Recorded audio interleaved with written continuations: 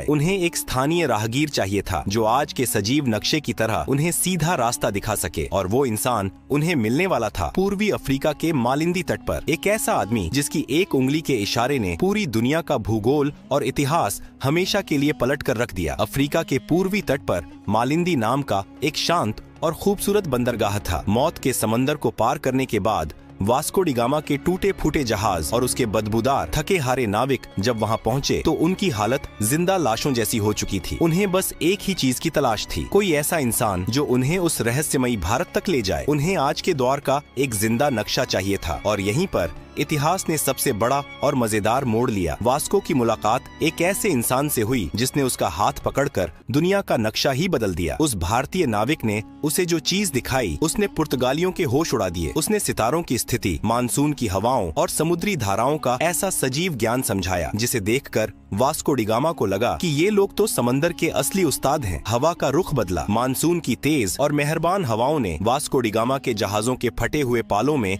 नई जान फूंक दी। अब उन्हें पतवार घुमाने की भी जरूरत नहीं थी। हवाएं खुद उन्हें उनकी मंजिल की तरफ धकेल रही थीं। जैसे जैसे दिन बीत रहे थे, नाविकों की धड़कनें तेज हो रही थीं। क्या सच में कोई भारत है या ये सब एक छलावा है? तभी एक शाम आसमान में कुछ समुद्री पक्षी उड़ते हुए दिखाई दिए। ये पक्षी पूर्व दिशा की ओर जा रहे थे। वास्को डी गामा समझ गया, जहाँ पक्षी जा रहे हैं वहीं कोई जमीन है। और फिर आई 20 मई 1498 की वो जादुई सुबह। समंदर की लहरें एकदम शांत थीं। सूरज की सुनहरी किरणें पानी पर ऐसे बिखर रही थीं जैसे किसी ने पिघला हुआ सोना बिछा दिया हो। अचानक हवा के एक तेज झोंके के साथ एक ऐसी खुशबू आई जिसने पुर्तगालियों के दिमाग सुन्न कर दिए। यह ना तो उनके जहाजों की सड़ांध थी और ना ही समंदर के खारे पानी की महक। यह चंदन, इलायची और काली मिर्च की वो दिव्य और नशीली खुशबू थी जिसके लिए उन्होंने मौतों का समंदर पार किया था। कोहरा छंटा और उनके सामने उभरी नारियल के ऊंचे पेड़ों की कतारें। दूर से मंदिरों की घंटियों की मधुर आवाज गूंज रही थी और एक विशाल वैभवशाली शहर उनके सामने खड़ा था। यह कोई भ्रम नहीं था, यह भारत का पश्चिमी तट था, कालीकट, जो आज के केरल में है। वास्को डी गामा और उसके नाविकों की आंखों से आंसू छलक पड़े। महीनों से मौत को चकमा देते देते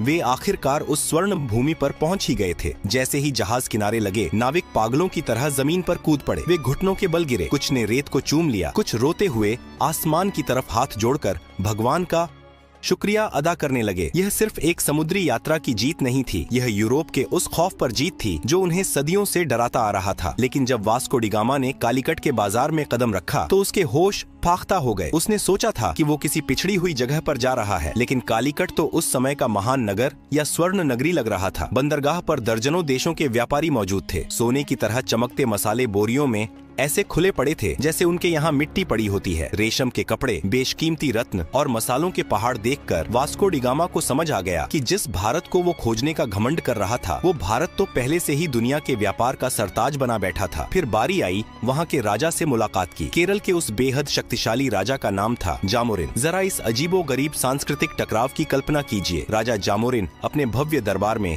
एक ऊंचे सोने के सिंहासन पर बैठे थे। उनका पूरा शरीर बेशकीमती गहनों, सोने की मोटी जंजीरों और हीरों से लदा हुआ था, और उनके सामने खड़ा था वास्को डी गामा, जिसने महीनों से ठीक से नहाया नहीं था, जिसके कपड़े फटे पुराने और अजीबो गरीब थे। वास्को डी गामा ने थोड़ा अकड़ते हुए राजा को अपना उपहार पेश किया। अब सोचिए वो पुर्तगाल से क्या लाया था। कुछ सस्ती लकड़ियाँ, कुछ ऊनी टोपियाँ, पीतल के बर्तन और शहद। ये देखकर राजा जामोरिन के दरबारियों को जोर की हंसी आ गई। उन्होंने सोचा, अरे भिखारी, ये क्या कबाड़ उठा लाए हो? हमारे यहाँ के नौकर भी इससे महंगा सामान पहनते हैं। लेकिन राजा जामोरिन बहुत ही शांत और समझदार थे। उन्होंने भारतीय संस्कृति का पालन करते हुए इस विदेशी मेहमान का स्वागत किया और उसे अपने राज्य में व्यापार करने की अनुमति दे दी। वास्को डी गामा को अभी भी यकीन नहीं हो रहा था। जिस चीज के लिए यूरोप वाले सालों से तरस रहे थे, वो भारत ने उन्हें बिना किसी लड़ाई के ऐसे ही दे दी। लेकिन वास्को की आंखों में अब एक अलग ही चमक आ चुकी थी। वह सिर्फ व्यापार करने नहीं आया था, उसने कालीकट की अपार संपत्ति देख ली थी और उसके लालची दिमाग में अब एक ऐसा शैतानी महायोजना पक रही थी जो अगले कुछ दशकों में पूरी दुनिया का इतिहास